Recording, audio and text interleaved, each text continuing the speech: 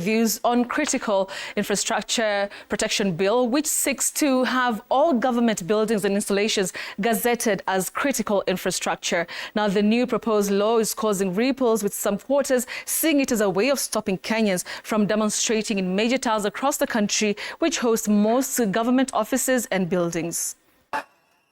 On Friday, the Ministry of Interior, under the leadership of Professor Kithure Kindiki, revealed proposed new measures that seeks to protect critical infrastructure in the country. This move comes amidst the protest witnessed months ago, which was spearheaded by Gen Z. This movement of Gen Z kept the government on toes and revealed some loopholes on matters security, more especially within government-owned buildings. For instance, the underground tunnel being used by parliamentarians in case of emergency was on the spotlight that day. Members of Parliament were confronted by the nightmare of public outrage and backlash from Kenyans determined to occupy Parliament over the controversial Finance Bill of 2024.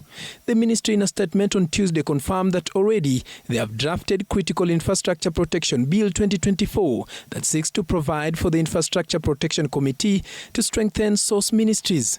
The main purpose of this bill is to establish an institutional framework for designation and protection of critical infrastructure, a national database for critical infrastructure assets, and to coordinate activities of all stakeholders in the planning, designation, and protection of critical infrastructure. In this bill, there will be a committee.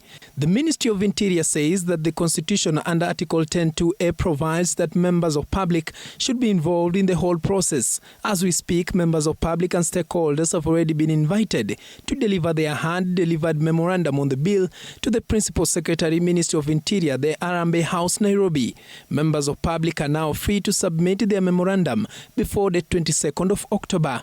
This is not the first attempt seen to infringe the right to protest as enshrined in the Constitution, with earlier proposals to, among other things, limit the number of those protesting in a given street.